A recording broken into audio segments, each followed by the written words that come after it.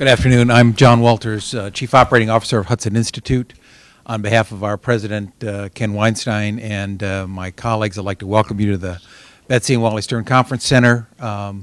Hudson has had a long history of working on human rights, and one of the people most responsible for that work is Nina Shea, who is chairing today's session. I want to thank her for her work. I want to thank our panelists for their courage.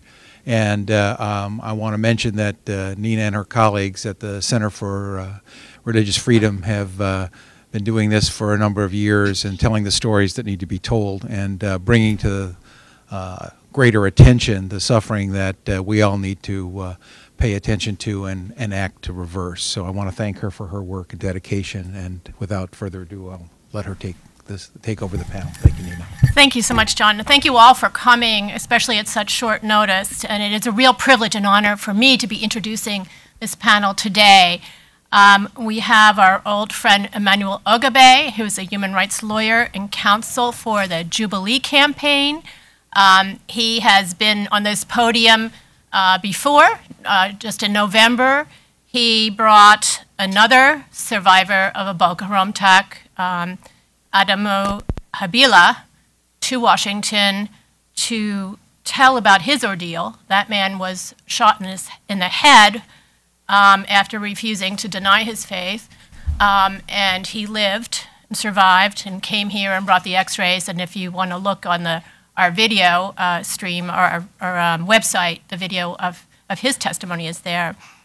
And today we're also extremely honored to have Deborah Peter, who I am sure is Hudson's youngest speaker ever. She is 15 years old. She is from northern Nigeria. Her family roots are in Chibok, the very town where the 300 some girls were abducted and enslaved. She is the sole survivor of her household of a Boko Haram attack, which she will tell you about today. It's a terrible story, but it's an extremely important one for Americans to hear. And she is doing it, and it's a very painful story for her to tell. She's doing it because there are 300 girls her age who are suffering today in Nigeria. Please join me in giving them both a very, very warm, encouraging welcome.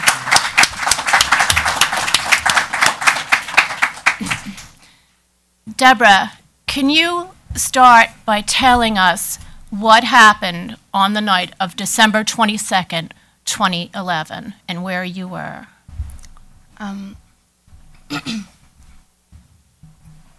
Just bring it closer, yeah.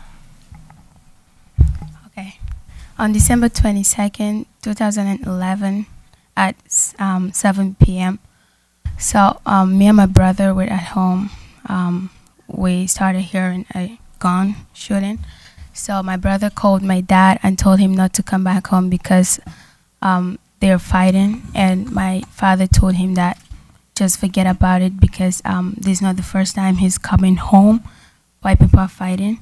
So he'll come back home. So he told us that he's hot. He wants to take a shower.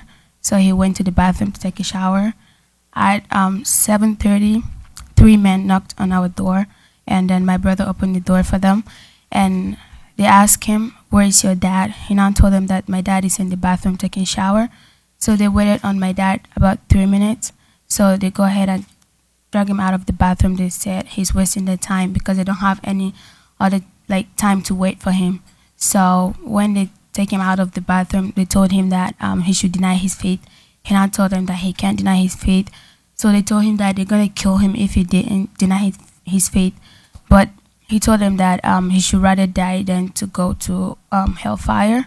So he now told them that God said anyone that denied him, he's going to deny him too in the presence of his dad in heaven. So my dad refused to deny his faith, and then they shoot him 3 times in his chest.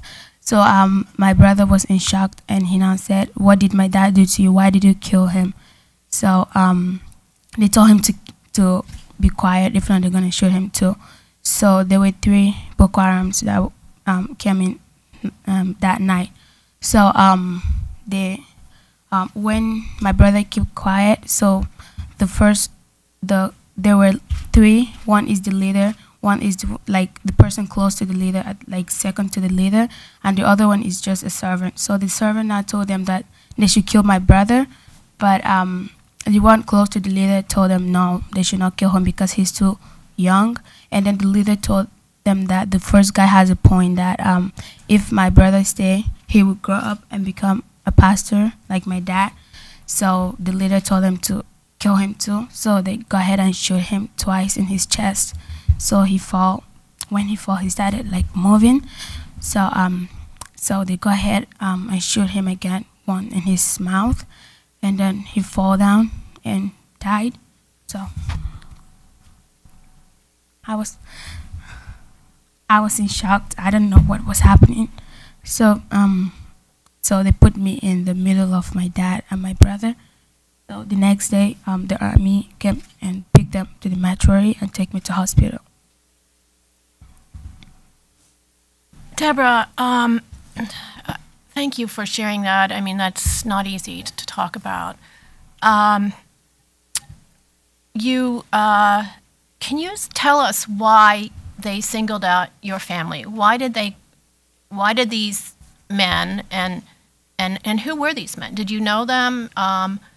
And why did they come to your house? Why your house? I know one of them, and the other one is living close to our house, but I don't really know his name and stuff because I don't go close to the Muslim kids and the Muslim people. And then the reason why they came to our house because my dad was a pastor, and they warned him so we should. And my dad refused, so they go ahead and come to him and kill him. Because on November, they burned his church, but still, he didn't give up and build the church again. So they said, okay, they're going to kill him. So they came to our house and killed him. So your father was a Christian pastor, Yeah. and he had a church, and that was burned down the month before. So Boko Haram is closing in on the area, and this area is in northeastern, in Borno State, where Yeah. Chibok is. Yeah. Yeah. And your family's connection to Chibok, Yeah, my dad and my mom are from Chibok. and you came to the United States with to come to a summer camp Yeah. that was Emmanuel, I know, helped you and bring you here, and it was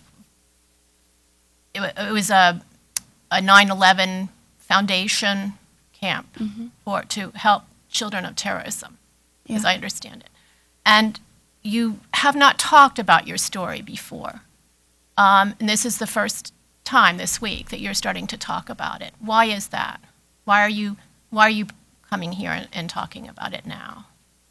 Because I want to help the other kids, and I want to help people from what is happening in Nigeria. So they told me that I should help them, so I'm willing to help them.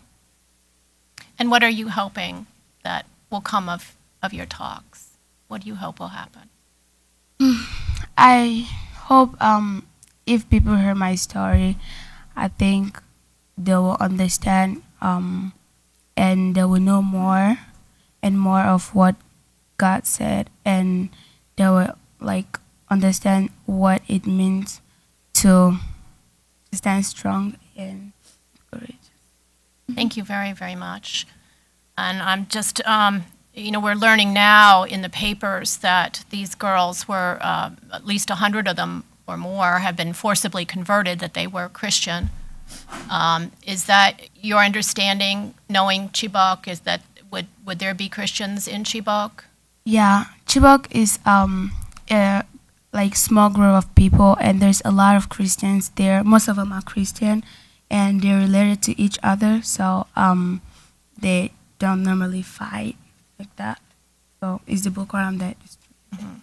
Yeah, I don't know if you're aware, but the U.S. government finally designated Nigeria as Boko Haram as a terrorist organization in last November.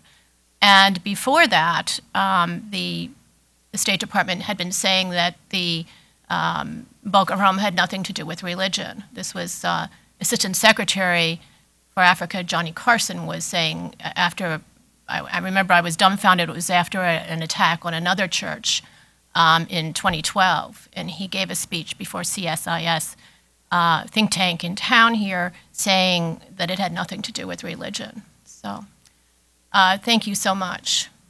Emmanuel, do you want to take over? Emmanuel just returned from Nigeria on Friday. He'd been there in the Northeast and in Cameroon for 3 weeks, collecting stories from Boko Haram victims. Yes, thank you very much, Nina, for having me, and thank you very much, everyone, for turning up to this lunchtime event where we're not serving lunch. Now, we've seen the headlines, and we thought it would be a good idea to drill down a little and put a face to the reality of the atrocities that are going on in Nigeria. And this is important because we've faced a major wall of denial, not from the Soviets or the traditional establishment, but from the State Department.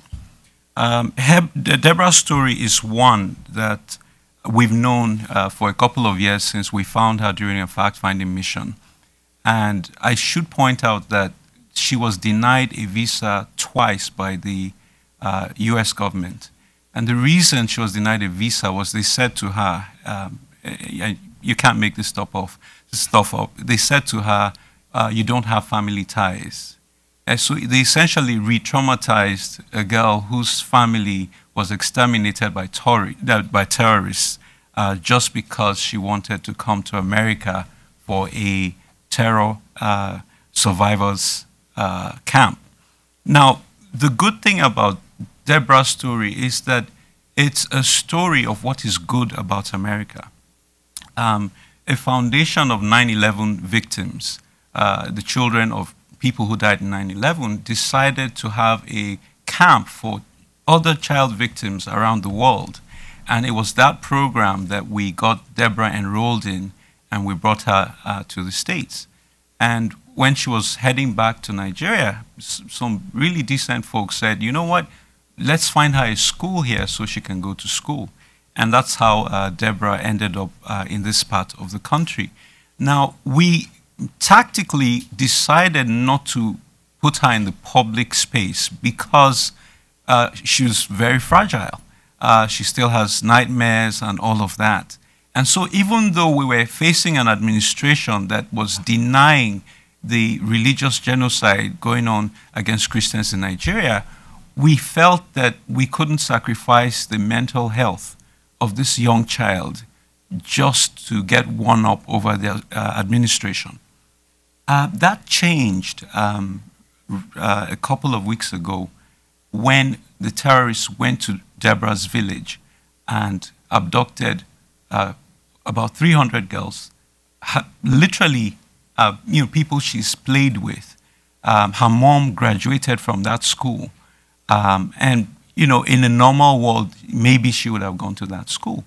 And so we reached out to Deborah and we said, look, do you want to speak up and put a face to this travesty?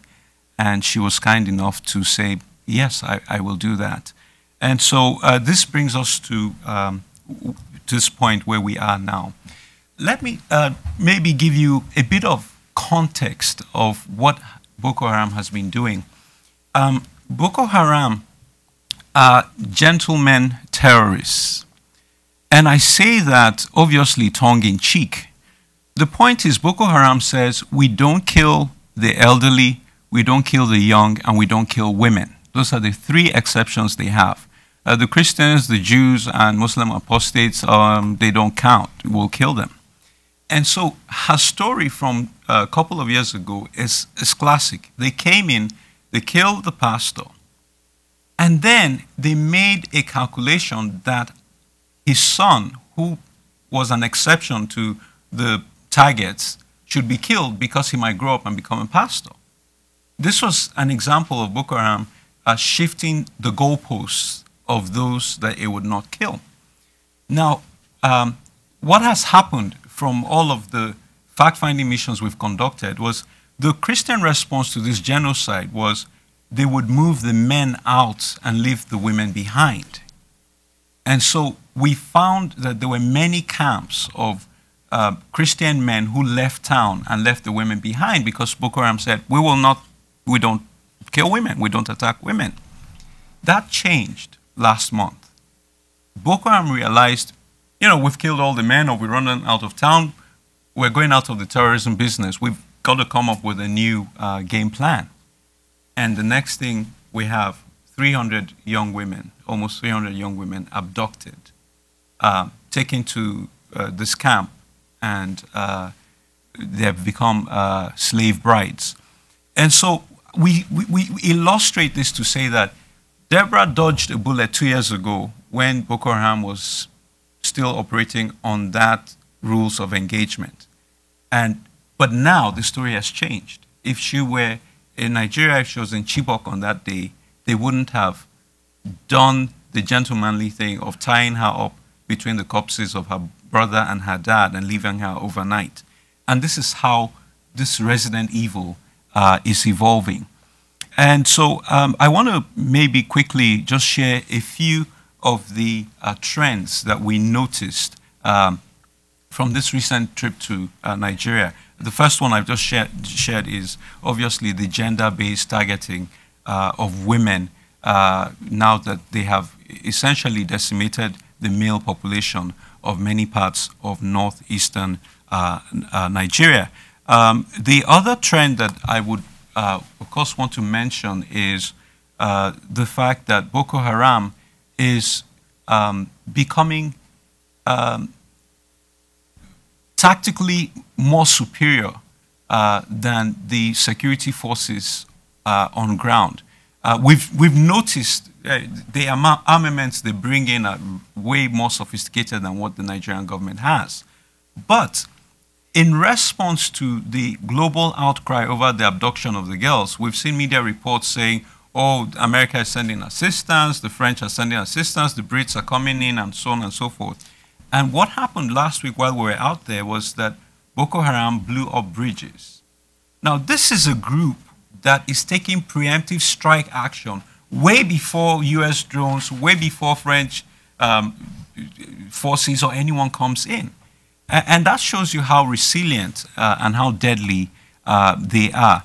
I do want to mention another concern that we noted. I don't know whether to call it a trend, but the humanitarian impact of the crisis is such that we're seeing population displacements from Nigeria into Niger, into Chad, into Cameroon. Now, for a long time, we were seeing IDP displacements within the country.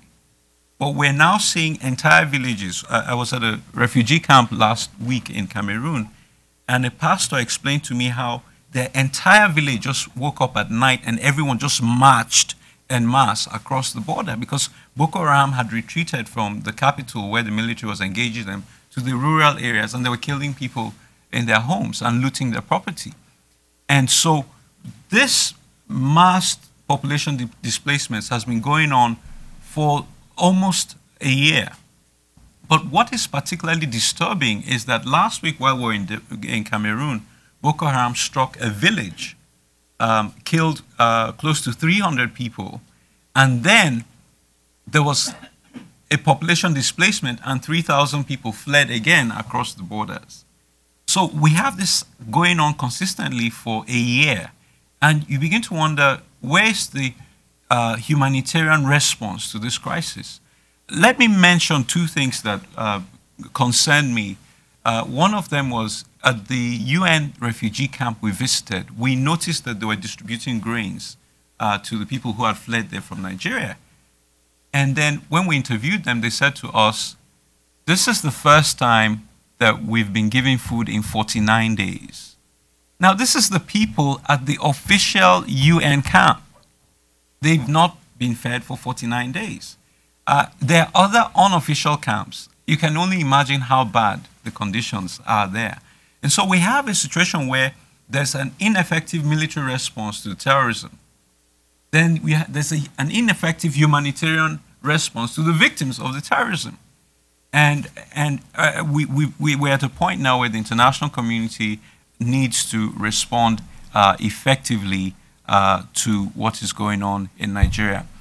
Maybe I should also add at this point that one of the trends of Boko Haram attacks that we're seeing, the one I referred to earlier about the gender victimization of women, we have actually, Jubilee Campaign, the group that I'm affiliated with, has actually encountered a couple of escaped slave brides. And the stories that they narrate are chilling and harrowing.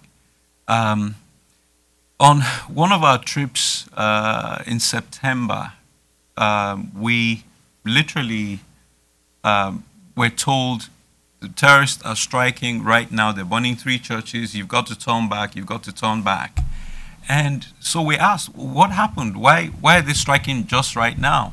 Oh, there was a girl the terrorists captured. She escaped from the camp, and they're looking for her. And so we suddenly became unexpected, mild-mannered superheroes, because we realized that the only thing for us to do was to get her out of there. And so we got her out of there, and some of you may have seen her on CBS News yesterday. I think she's the only escaped child bride to give an interview. But we were able to move her out of that location. And initially we thought this is, maybe this is a one-off thing. But we now realize that this is part of the systematic agenda of Boko Haram to attack women because most of the men are gone. I will say in a nutshell about some of the atrocities that these girls have shared with us is that Boko Haram takes you back to the camp. And I'll speak specifically to Hajara's case because that was on CBS News yesterday. So I don't think I'm doing very much harm if I go into more details about what happened to her. But in the camp that she was taken to in the mountains of Nigeria and Cameroon, every day for a week, she was asked to renounce her faith or die. And she refused. On the 7th day, one of the terrorists who was related to her came up to her and said to her, you know, Hajara, you know, today is the final day they're going to slit your throat. I'm going to ask you to do yourself a favor. Just accept Islam and spare your life, even if you don't believe it.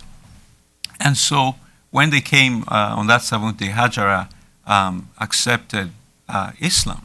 And so they put her in the burqa, just like the girls in the TV, and she was assigned to be the wife of one of the terrorists, the lead terrorist. However, and this is an interesting phenomenon, they said, listen, she's an infidel, so she needs to go through a purification process before she can become good enough to be the bride of the head terrorist. And so they forbore from, you know, sexually molesting her. And so they designated her on a 90-day purification plan. And so the good thing is she played along with them. She studied the Quran. She was trained in arms and so on and so forth. But she realized that her window of opportunity was slipping. So close to the 90-day, the end of the 90-day grace period, she feigned illness. And so they got worried, you know, what are we going to do? This is a problem. All right, let's send her somewhere to go get treatment. Now, they would not have cared about her life if she had remained a Christian. But now, because she had played along for 90 days, she had carried ammunition for them when they went on attacks and so on and so forth, she was now one of the boys.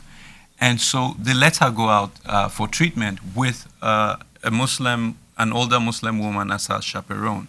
And when they got to the town, that was when Hajara escaped. And we were able to get her and whisk her out of there. So there's a little more of Hajara's story that is very disturbing. Some of it is online.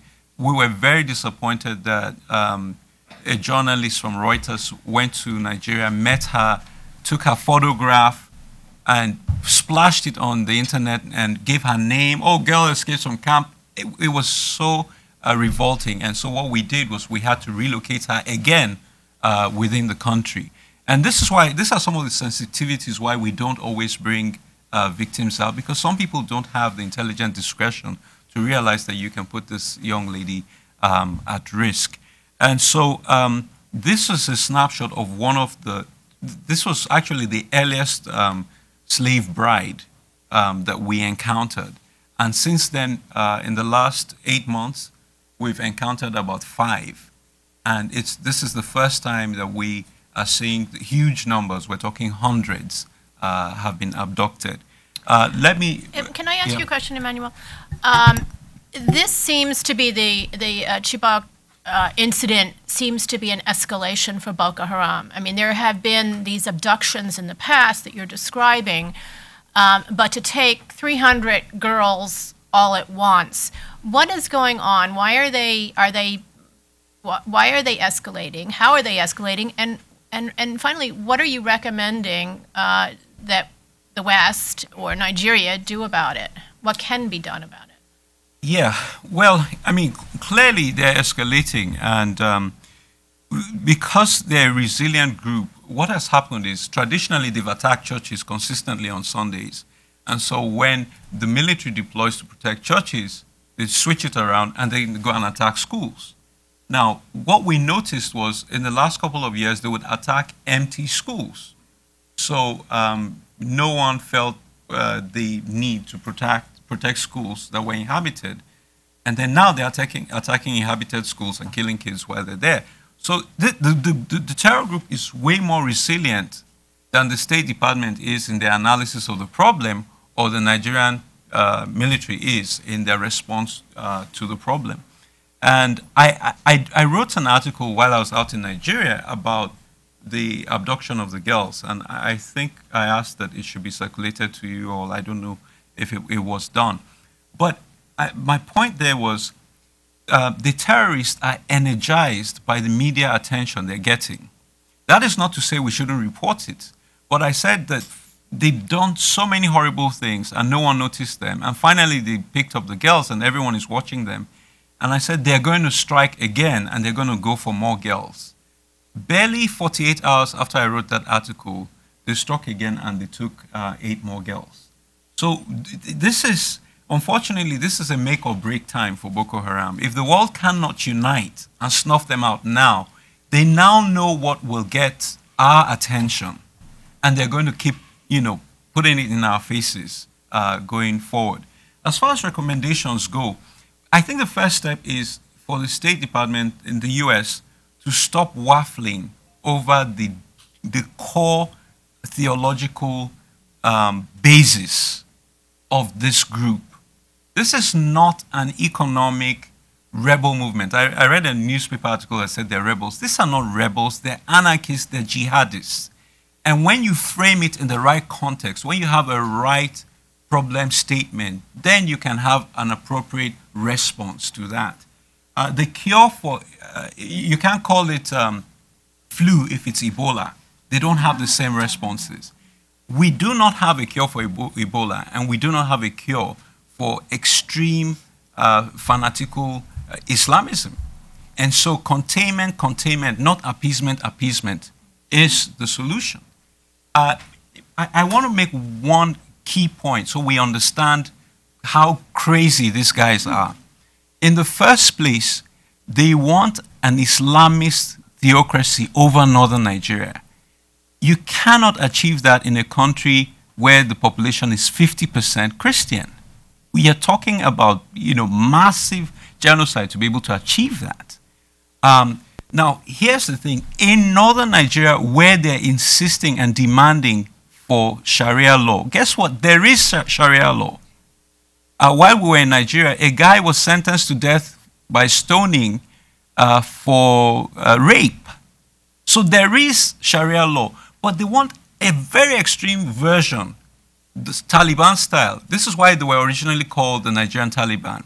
They want to be able to have public beheadings in a stadium where people can gather, and this is a medieval sect. This is the sort of thing they want. So they don't like the current Sharia process where you go into a court and you have trials and all of that. That's too slow and boring. They want to do it the old-fashioned way. These are the kind of savages that we're dealing with. And I will maybe wrap up on this point by saying, this is a threat of existential proportions to the inchoate democratic and governance structures in Africa. Now, when 9/11 occurred here in the United States, it was an inconvenience to some of our constitutional rights like privacy, and TSA was a nuisance. But in Africa, it's a whole different ballgame because it's a threat to the legal system, to the rule of law, and to democracy. And so Dr. King says it well, that injustice anywhere is a threat to justice everywhere. And this is why this should be of grave concern to all of us. Great, thank you very much. I think we have time for a few questions if anyone would like to ask a question. Yes, sir. Please identify yourself too. Sure. Hi, my name's and just wait 1 second for the microphone. Yeah, sorry. Thank you. Hi, I'm Scott Thuman from ABC 7 News. Thank you so much for doing this. And I'm just kind of curious, Deborah, as we talk about Boko Haram and how much it affects the community, the neighborhoods, the villages, was this something that you always feared? Is there a day that you go through life without worrying about Boko Haram? For us who don't necessarily understand, what is it like to be in an area where they're so dominant? Yeah, because we moved from one place to another because they always disturb my father, and they always told him that they're going to come attack him one day. So my dad always moved, but they keep following him and stuff. So, yeah. And then you said, you were telling me earlier, Deborah, that you got some help to move out of that region into the capital from another pastor. And what happened to that pastor? He was killed too by Boko Haram on it was May 15th last year. The pastor who paid for her to get out of town, and this very pastor who actually introduced me to her, Boko Haram came to his home May last year and killed him in front of his kids. Yeah. So, just hearing these stories, you get the sense that Boko Haram is encircling these areas and going and targeting them pretty sporadically, but over consistently in a way. So it's not systematic, but over time, a lot of people are being affected. Well, I mean, they have had differences of strategy. In Yobe State, they were very systematic. They would go out and mark the homes of Christians with graffiti, come back at night and kill off the Christian males. And that was how Adamu, his entire neighborhood, all the males were killed in one night. He was the only survivor. And most of the wounds we see on male Christians from northern Nigeria are serious trauma to the head because they shoot to kill, and most times it's at point-blank range. Now, we've worked with several survivors. As we speak, there are only 3 survivors of Boko Haram who are in the U.S. That we know of, that we work with all of them. Who came to the U.S., I mean, but Habila has gone back. So Deborah and one other guy in Texas. The guy in Texas also has trauma to the head. He was shot in the head. Boko Haram killed his landlord. The next day they went for the funeral. They came to the funeral and shot everybody. And he's the sole survivor. And he was medevac to the UK. The doctors worked on him for a couple of years. Finally, they said, there's nothing we can do for you. Let's send you to America. And so he came to the U.S. a few months ago. But he and Habila, they all have gunshots to the head. That's their MO when they do this. So it was very systematic in Yobe, and that's why the Yobe people fled inland to Plateau and the Middle Belt. Now, in Borno State, they have gone and they're attacking the rural communities very systematically too, and that's why they're fleeing into Cameroon. They're much poorer than the people of Yobe.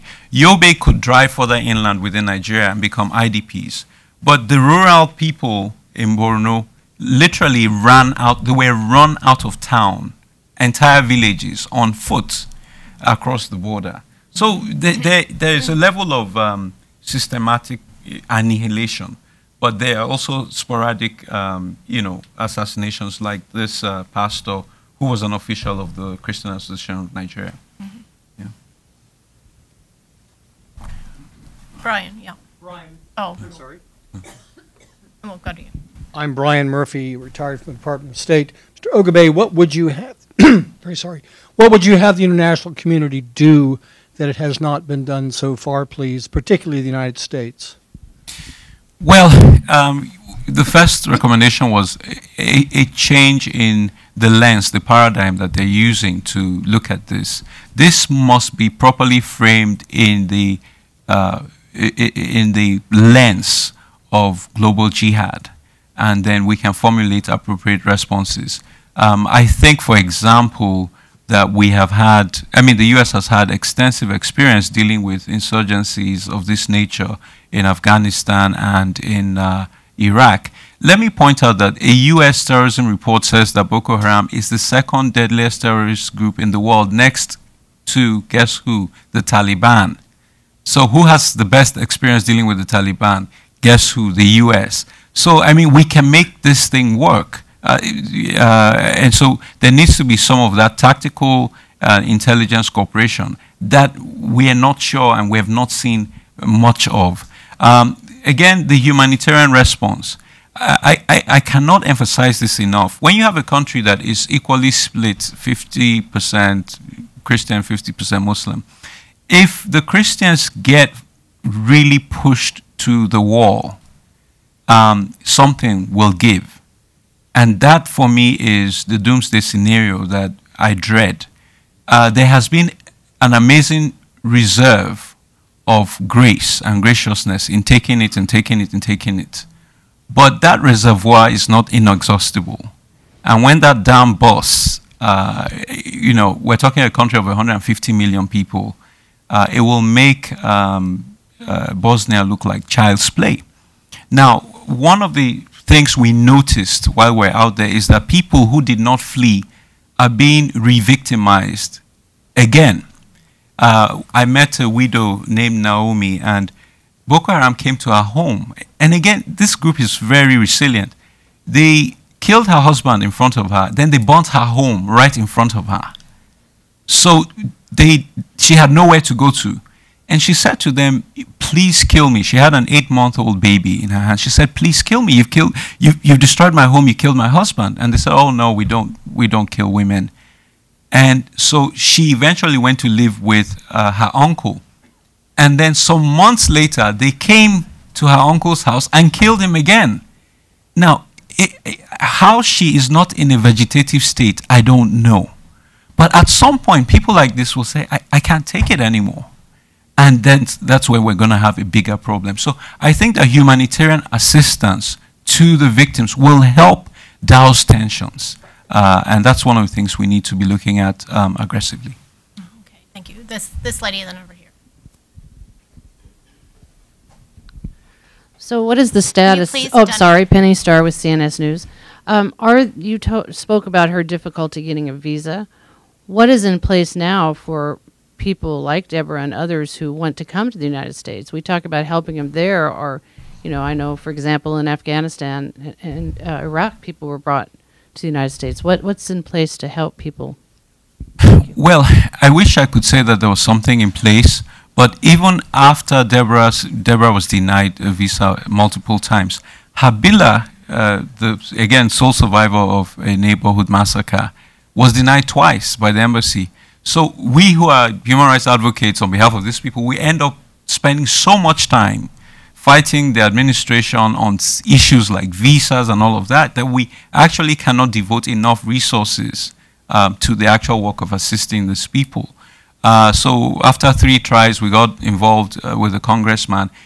both Deborah and Habila, it took congressional interventions to be able to get them to come out to the States.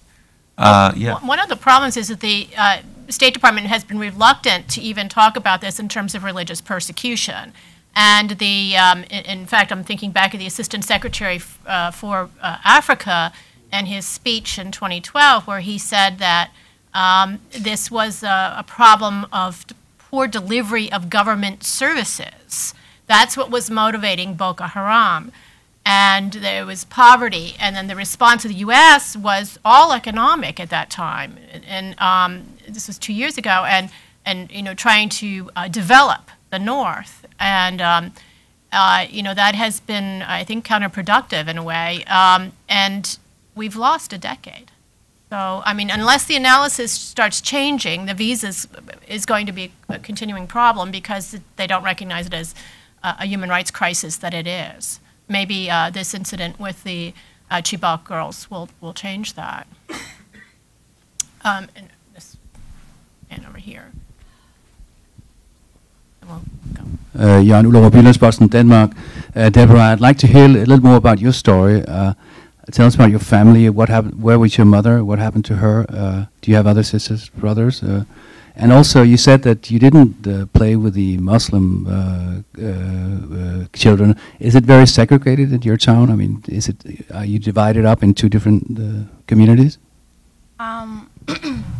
No. Sorry.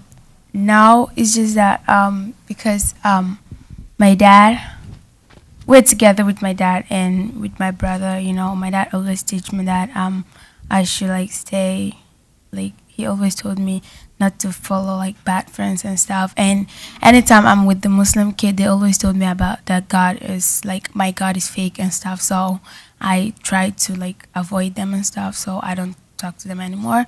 And then when this happened, my mom traveled to Lagos, and then my brother is the only person I have, and so I don't have any sister or brother. Did you have a question back there? Thank you. Michael Grybowski with the Christian Post. My question for the group is, basically, there have been, for years there have been atrocities in northern Nigeria, and I was curious, why do you believe that this particular incident, this mass abduction of schoolgirls, has garnered so much attention compared to other past incidents? Well, maybe I should kind of follow up from where she left off. It's not so much the question of segregation between Christian communities and Muslim communities. Her case is really interesting because her mom was Muslim and her dad was Christian. It's one of those strange love stories that doesn't end very well. And so they got married, and then it became a problem. They were being persecuted. And so the mom had to actually move south just to avoid persecution. I should add here that after they killed her brother and her dad, they sat down and made a mental evaluation and said, oh, you know what, we got it wrong. She is the spawn of an apostate, so we should have killed her. So again, they revised their rules of engagement to make an exception that Deborah and her mom should be killed, and that's part of the reason why she's unsafe. But let me frame it this way. Persecution in northern Nigeria has been the new normal for decades. Every year, every couple of years, a Christian girl will be abducted and converted to Islam and married off, and her parents can do nothing about it. This is not terrorism. This happens every year. As a child, a friend of mine who was actually American, in Baptist high school and everything, they took her away and they married her off to someone, and they published newspaper headlines celebrating the fact that a top northern Christian, his daughter, had become a Muslim. I grew up with that as a child, and she's an American citizen. Now, what is happening now is this is persecution on steroids. Now, northern Nigerian Christians are used to being killed a couple of times a year. There's a lunar eclipse. I'm not making this up. You can Google this. there will be a riot, churches will be burnt. It's the sins of the infidels that covered up the moon. This is normal in northern Nigeria. But for the terrorists to come out and abduct 300 kids, this is where northern Nigerian Christians are saying, okay, we didn't sign up for this. We've been second-class citizens since we were born. But you can't kill us all the time.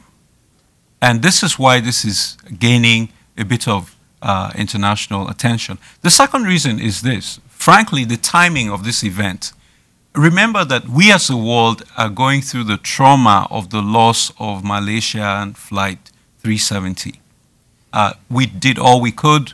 We couldn't save those souls. Then we had the horrific incident with the ferry in Korea. This is the third traumatic experience that our collective humanity is facing. But unlike the other two, this is redeemable. There can still be hope. These girls can still be saved. And I think that we all are trying to say, look, what can we do to redeem this situation and save these girls' lives? So I don't want to psychoanalyze the globe, but I think that there's some element of hope within all of us that says maybe something good can come out of this. Well, I also, want to add that, we abolished slavery about 150 years ago, and that has become the norm worldwide. And this was a really bold move of Boko Haram to say, no, we're going back to the bad old days, and these are our slaves, and we're going to sell them for $12 a piece. It just shocked the conscience of the world. I know moderate Muslims have stood up and in Nigeria, in southern Nigeria, and protested this. I know the Nigerian Muslim community here in Washington has protested it. And it's sort of caught on around the world. So it really is an escalation and something that is just so shocking that we can't turn away. Faith.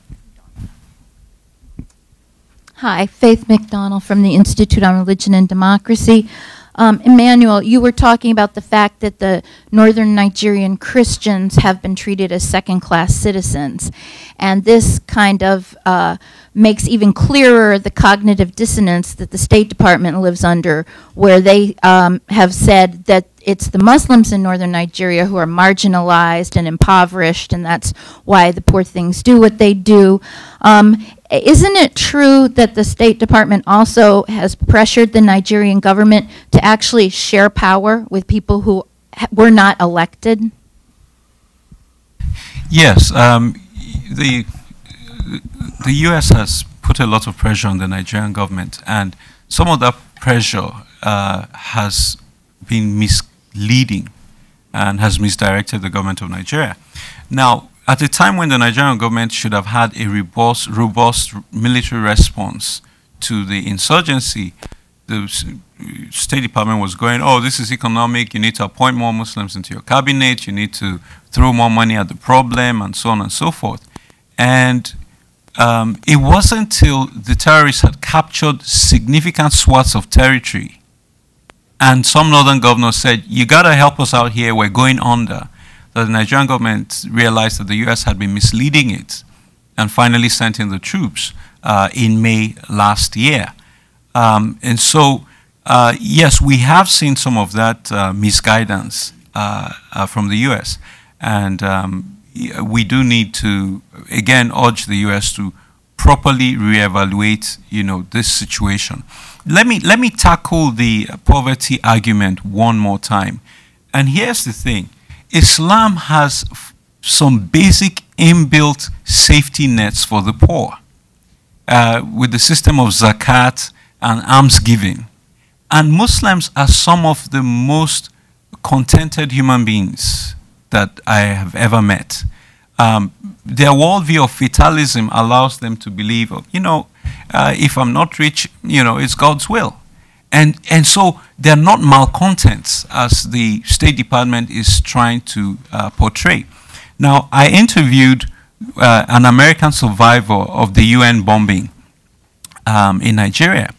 And she said to me, she said exactly the same words to me, that this is not economic because Muslims are not the average material, Western model. They don't operate that average material Western model. And so, yes, there does need to be a change in perspective in that light. There was an unemployment issue among young men, though, in northern Nigeria, I think. It may have been exacerbated by the Boko Haram terrorism and ideology of being against education, too. There is massive unemployment in northern Nigeria, and I will emphasize that we did have the Niger Delta militancy in the south. That was clearly economic in nature, clearly.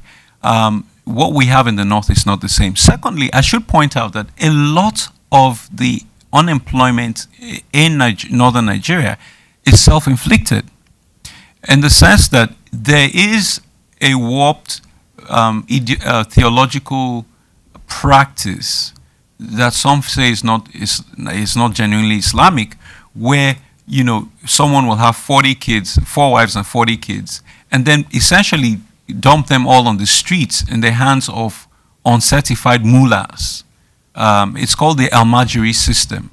And so the northern Nigeria is intentionally growing street kids. We literally have farms producing unemployed and unemployable street kids.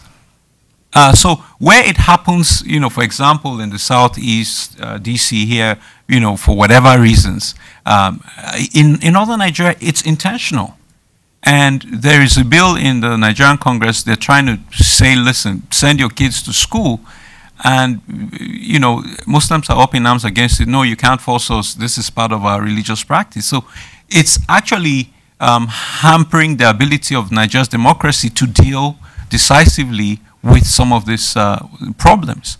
So the Almajiri system is not because there are no schools for them, but because they believe that they should leave their kids on the streets to learn Quranic instruction from this many times radical mullahs.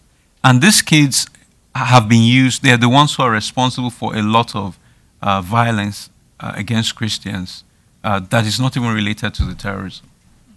Yeah. Okay. Well, I think that our time is up, and I want to thank you all for coming, and please express our thanks. Thank you.